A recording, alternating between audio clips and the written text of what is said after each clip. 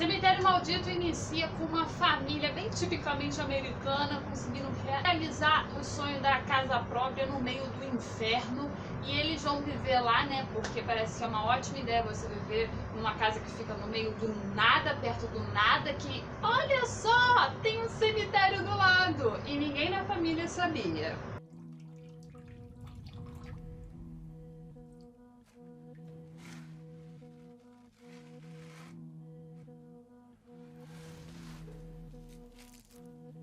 I remember my birthday party. Church was out on the road.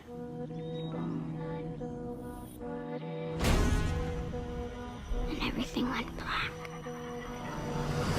Você pensa que aqui eles terão um final feliz? Olha, você não prestou muito bem atenção no título do filme, porque não é o que vai rolar por aqui. Olha, eu devo estar com o dedo muito podre, porque tudo que eu tô assistindo tem um nível de bagaceira, tem um nível de ruim, tem um nível de destruição em massa, né? Vide Game of Thrones, que tá a cada dia a mais me decepcionando, porque, né, é o que acontece na vida. Se eu gosto de alguma coisa, em algum momento ela vai me decepcionar horripilantemente.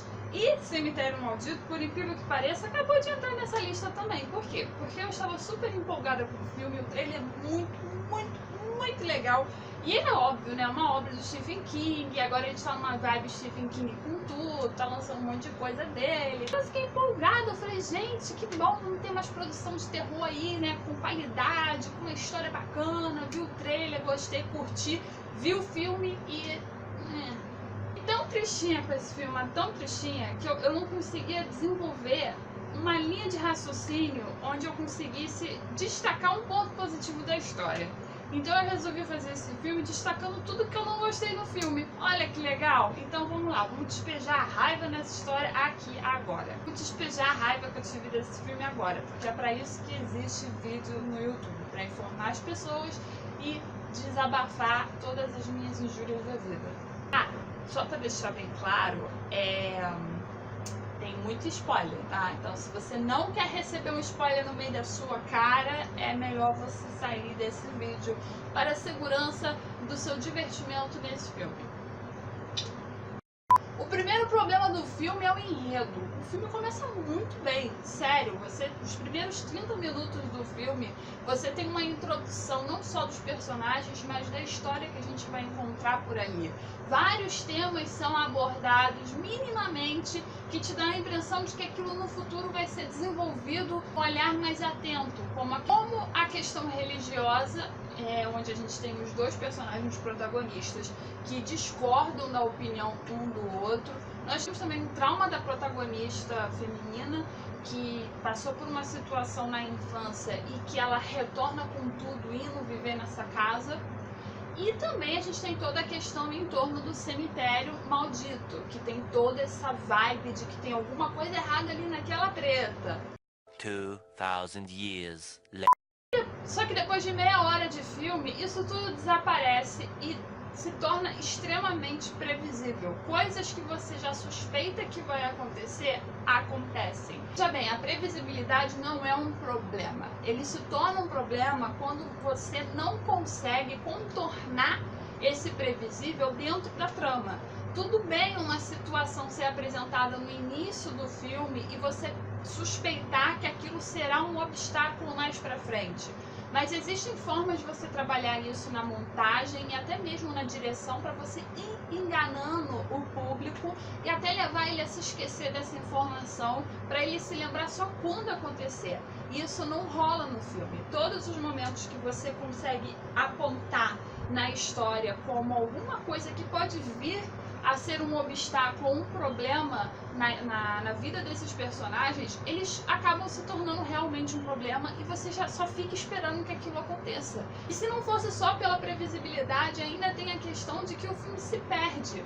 Você tem várias cenas que são cortadas abruptamente, você tem situações que são mal porcamente explicadas. O que eu senti ao longo do filme é que os personagens estavam se entregando para uma história que parecia que não tinha muito caminho a seguir E além disso, fica claro que falta comprometimento da produção em torno da história. Como é que saiu isso do roteiro, mas toda a mitologia por trás do Cemitério Maldito, ela parece simplesmente ter sido pesquisada pela internet, mesmo que o personagem que introduz isso na história tem um livro lá bagaceiro das antigas, narrando um monte de coisa lá, contando dos paranauê que tem em torno desse cemitério.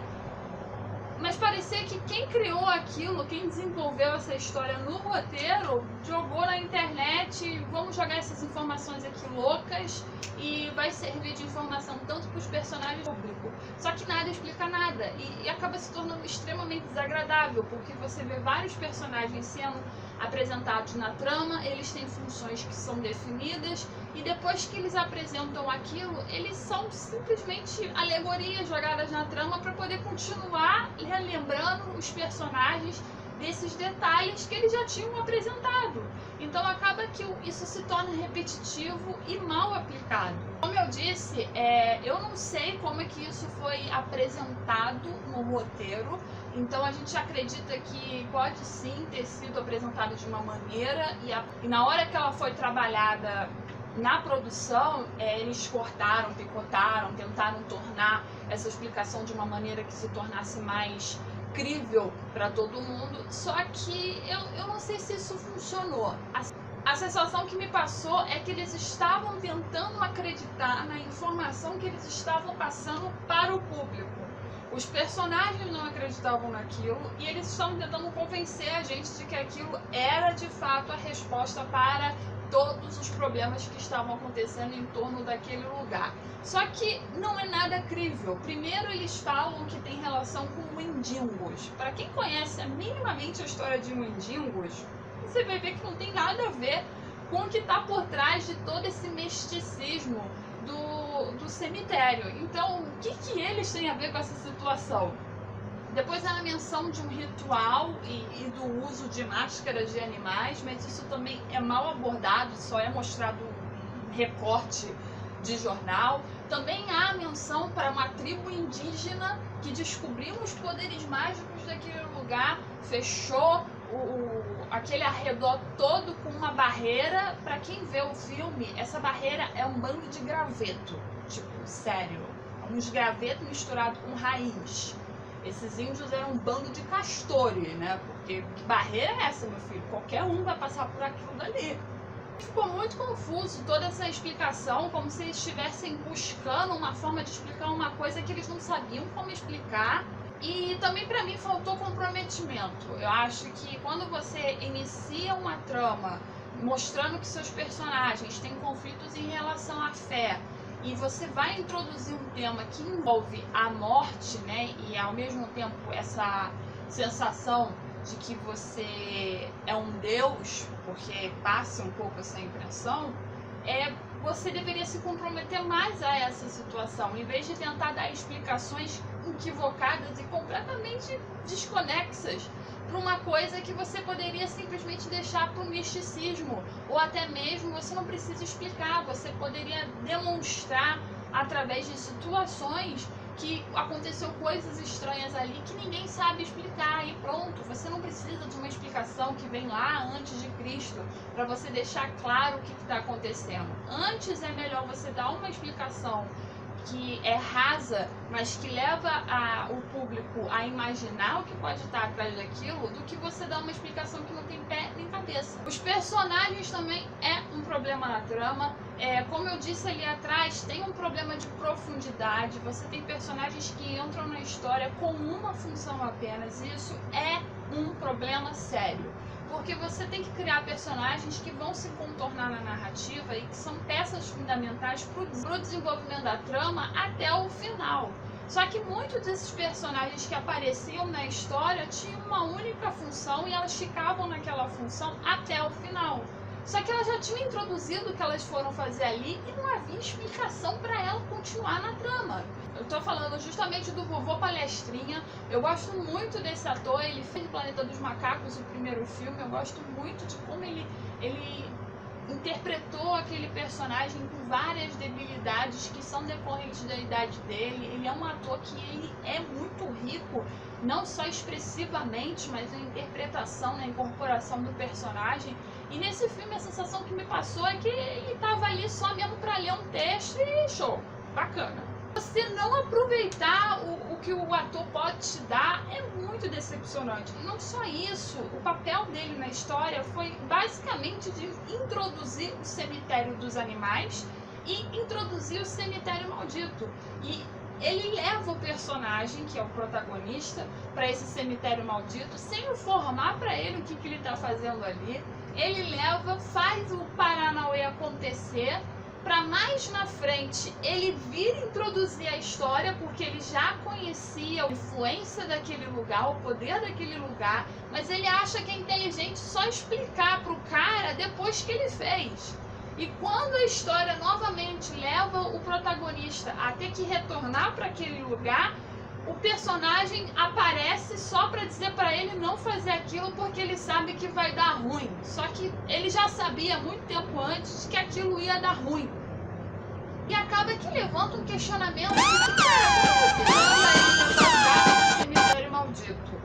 Você já sabia que talvez não ia dar certo e você mesmo assim deixou ele ir. Ele volta para te falar que o gato dele voltou estragado. Você conta toda uma história que você deveria ter contado antes da situação acontecer. E agora você tá lembrando pra ele que ele não deve fazer isso quando foi você que levou ele até lá, cara? É confuso. Maluco, é? Ou você é idiota?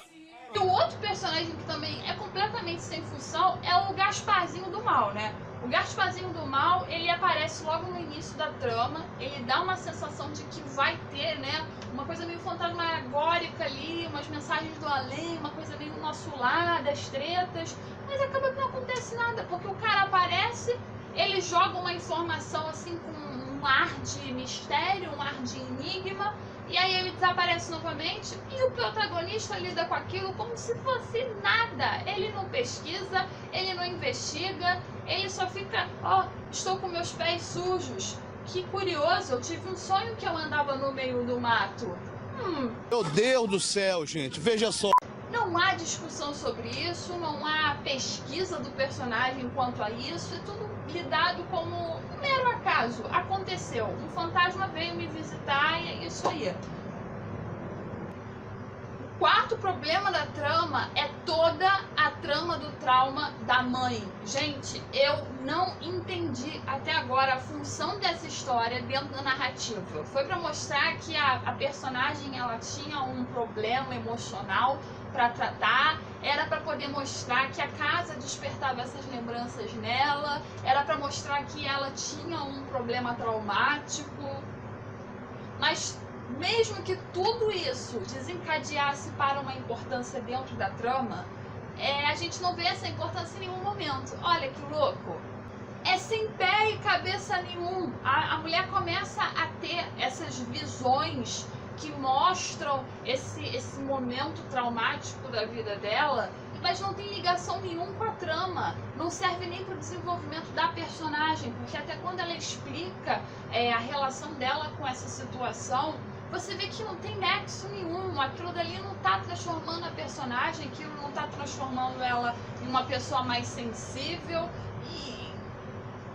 Não entendi, sério. Se alguém entendeu a função dessa situação na trama, além de ser uma alegoria para tentar assustar o público, por favor, me explica aqui nos comentários, porque eu não consegui ver além disso.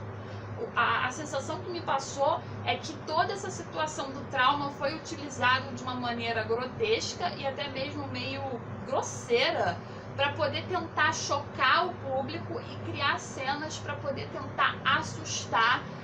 E não consegue, porque é tudo muito previsível, você sabe que vai acontecer alguma coisa que vai tentar te assustar ali, e ao mesmo tempo você não consegue tirar nada dessa situação, porque nada que acontece ali te dá alguma coisa que vai te levar para entender o que está rolando no parangolé da trama, sacou? É totalmente desconexo. E por fim, a edição. Nossa, eu já falei que tem vários cortes abruptos ao longo do filme. Isso perdura por um bom tempo.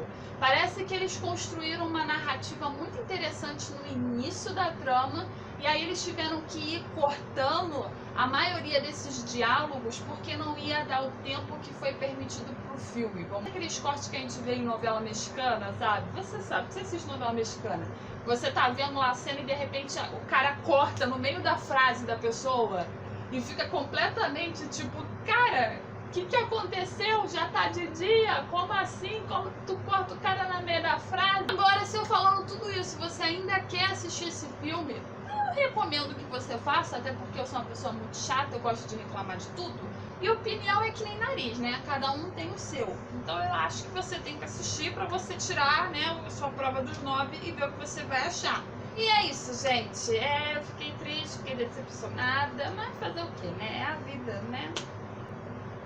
E é só isso, gente. Não tem mais nada pra falar. Um beijo e até a próxima.